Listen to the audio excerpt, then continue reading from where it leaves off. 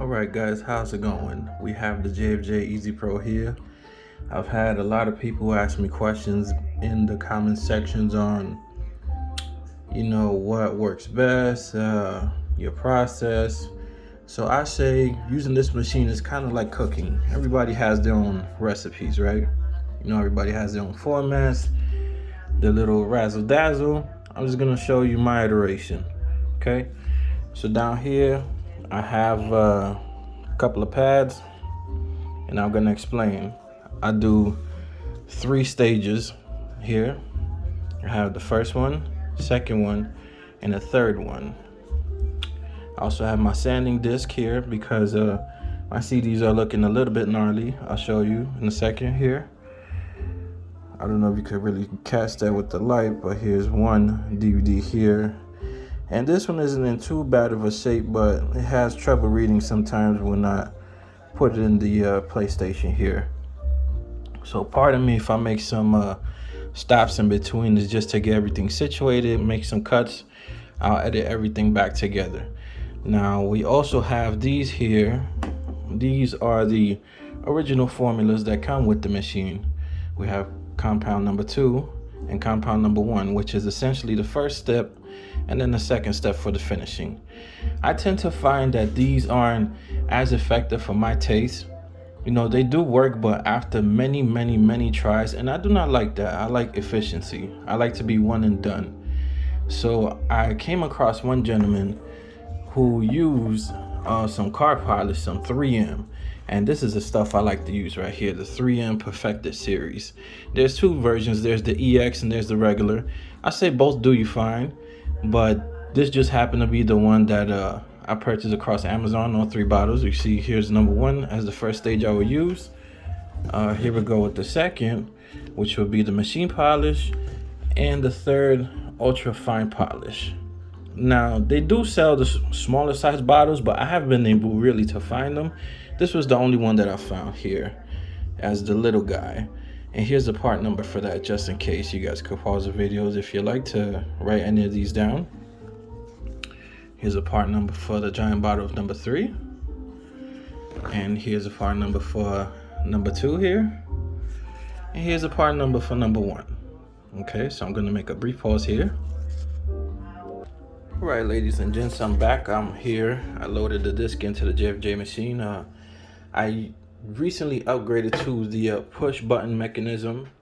It's not a necessary upgrade, but I just did it just because I was curious about it. So I said, let me give it a try, see what it's like. And you can see there's a little bit of dirt and some light scratches and some little dings here and there. You see there might be one there. So I just loaded in my soft sandpaper, and here's how we're gonna do it. Here's how I do it here. Close the lid down, hit my switch. Now usually sanding, I don't like going more than 20 seconds tops, unless if the disc is looking really gnarly, something like this situation with like deep cuts and lacerations, just to try to even out the playing field. But I go 10-second increments and I check the disc out. So here we go.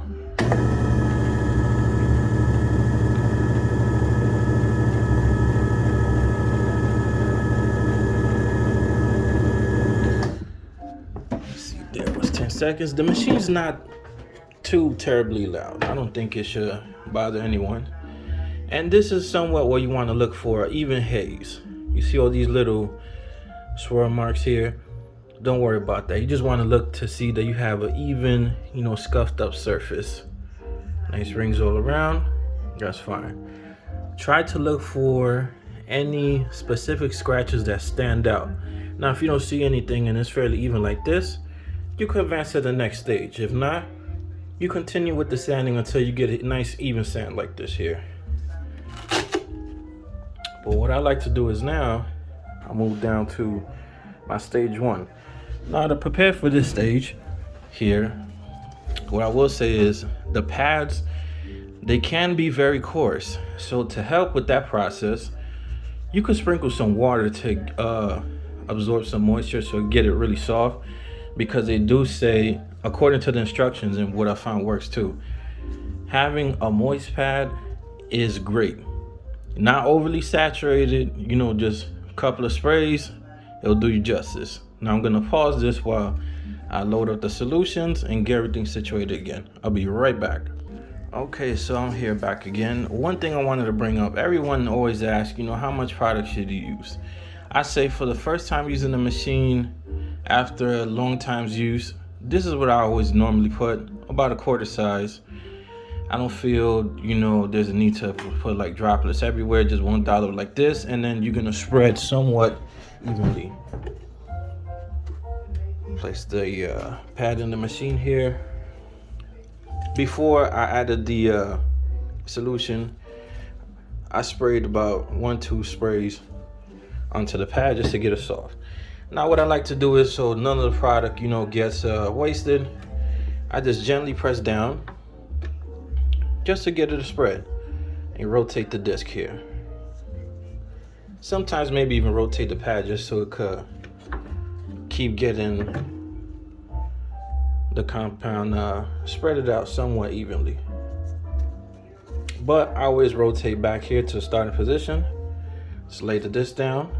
We're gonna close it, and we're off to the races. Now, depending on the condition of your disc, if it's really gnarly, they will recommend 2 minutes. But I usually do 1 minute increments and check to see how the disc is looking. So I'm gonna put it down for 1 minute, and I'm gonna pause the video until the timer decides to stop. So I'll be right back. Here we go. All right, guys, so the first stage is essentially over. I did 1 minute, and if you could take a look at the disc here, you see you got some great moisture here. That's a very good sign. Doesn't mean that the pad, you know, was overly saturated but wasn't too dry enough. If you rotate the disc here, if you look past the compound swirls, you don't really see any scratches, to be honest with you. So essentially, if you like, you know, if you feel it's okay, you could take it out, give it a wipe, run it through your machine, test it out. But because I like to try to be somewhat of a perfectionist, I'm gonna go to stage 2 because I like to try to get that mirror finish, you know, that wow factor. So I'm gonna pause down here, and I'm gonna go down to my pad number 2 with my stage number 2 here, which is the machine polish. So I'll be right back, guys. All right, guys, so same thing here in stage number 2. I sprayed about 2 pumps here from my water bottle, and I think I added maybe a little bit more than what I should have onto the pad, but that's okay. I'm gonna place it down in the machine here. It's nice and tidy. If for giggles, if you want to, you could get like a popsicle stick, a plastic spoon, and I'm gonna do the same thing as I did the previous method. I'm gonna close the lid somewhat, not all the way, just to get the solution to spread across the disc here. I'm gonna rotate the CD just to get some on the other side. You see how we got a couple of dollops there? And then I bring the disc back here. And you see there's still more than enough solution. I'm gonna give it a little, just for some reassurance, you know. It's not really necessary, but sorry about that. I had you out of focus, but that's what I did. It's always good to wear gloves because the original stuff is non-toxic, but you know, we're dealing with car polish. You never know.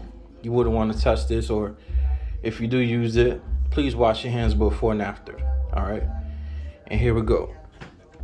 I'm gonna close the lid, back down.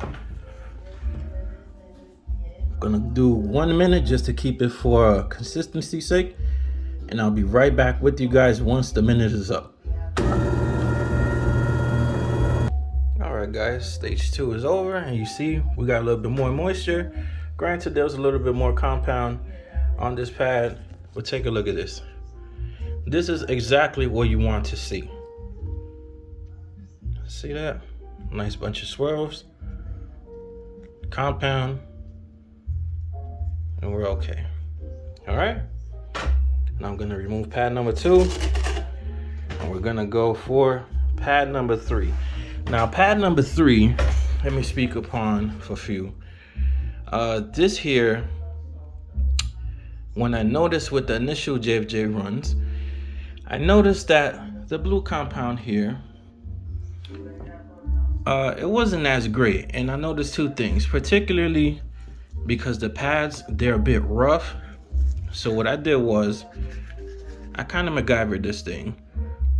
I bought a Meguiar's DFF number 6 here, which is a finishing pad for the automobiles. And I just trimmed around it. I think they might have a 5-inch that might be closer to diameter. But also JFJ now sells soft yellow pads, which I have not tried, but this method has been working for me. So this is what I use. And I cut a hole in the center there, just so you could place it down onto the machine. I'm going to use my stage number 3. Now I'm going to use this little guy because I had it beforehand, and I just use it because I already have it on hand, as opposed to using the bigger one. So I just constantly refill this guy up. So I'm gonna set this pad, get this pad situated, and I'll be right back with you guys. Okay guys, so with pad number 3, I will say this. You want to make sure it's all the way flush down, so give it a good press, because one time I used it and it was wobbling all over the place, and I noticed it's because I didn't have the pad fully intact all the way down. But same process, just like the other 2 stages. We're gonna bring it down just to get the spread. All right, and guys, that's all you need, to be honest with you. The finishing stages, I don't like to last too long on it. Usually I do it by 10-second increments, just to make sure that this comes out flawless. But if you want to, you could go up to a minute. So for that sake, I'm going to continue with the minute process, and I'll be right back after the minute's up. So I'm going to pause this, set this down. Here we go, set it off, and I'll be right back. Okay guys, so you guys might have heard the machine sounded a little bit different. That's because, the pad's not official, and the different tolerances. But check this out. I in fact stopped this only after 10 seconds. I counted down, and look at this. Mirror finish, buddies. Only 10 seconds. I decided to not continue for a minute just because I felt like it was going to be too much. But there you go, guys. 10 seconds. Just with this pad here and the stage 3, which is the ultra fine machine polish. So I'm going to pause it right there. I'm going to remove the disc, and I'm going to get my finishing towel, like how I call it. 1 second. All right guys, I'm back here again. Here's the disc on hand. You see that against the light, right? Nothing, absolutely, besides the remaining of the machine polish there. But this towel here is what I have on hand. What I would really recommend is the microfiber towels for, like, let's say cleaning your glasses if you have some. Those work excellent, but you got to be careful, because the more love you give this disc, the more finer scratches you will get. So I do not recommend, towels, things like this, paper towel, because you can see the ridges on it. It's definitely gonna scuff up the disc. But this here, I believe, is like a sham towel. I got this at Home Depot, I think, for like 10 bucks. You could check your auto stores, your local hardware stores, anywhere nearby. Basic sham towel. And I use this because it wipes off the compound and it doesn't scratch like the other materials. So I'm gonna clean this off here. I'm gonna put you down, guys, and I'm gonna come right back. Okay guys, I'm back. So I'm gonna show you a perfect example. So for example, like this, here's what I mean. I went a little bit too aggressive with the drying. And you can see those light, really light, faint, lines. To get rid of that, you could just put it back in the machine with the stage 3 with a little bit of polish and spray the disc off with water, or with the glasses microfiber, or with the sham towel, and clean it off, and it'll come off crispy. So I'm gonna do another 10-second run just to get rid of all these smudges and get a mirror finish. just like how I've been saying, so you guys won't think I'm lying here. And it came out like this particularly because I don't have a tripod here, so I'm using my hands to hold up the camera and to work this process. So I'll be right back. All right, guys, so you can see I loaded up the disc again. Just got some very light hazing to it, but there's definitely no official scratch marks on it. It's just the light haze from the towel wiping. So that's why I say be careful in the final process. So here's my dial up again. Close down. 10 seconds, here we go, and I'll be right back after it's over. Oh, whoops, let me turn it on. Here we go. Here you are, guys. I haven't wiped it off yet, but look at the results. No more swirls. Just the machine polish that's left over. Spray a little bit of water, but I'm just gonna give this one more dirty wipe and then call it even, because I just wanted to make sure that this game works and just to show off my process. So 1 second here, let me just put you guys down. Guys, check that out. Any questions? Zah! Not even a scratch on it. A little faint swirling marks is because it still got a little bit of product on it, but use one of these things and you'll be all right. All right, so it's Big Rube. I'm signing out of here. I hope you guys enjoyed this video, and I hope I taught you something an effective way. This is just my way of cooking up with the JFJ. I hope you guys have a great day. Be easy. Peace.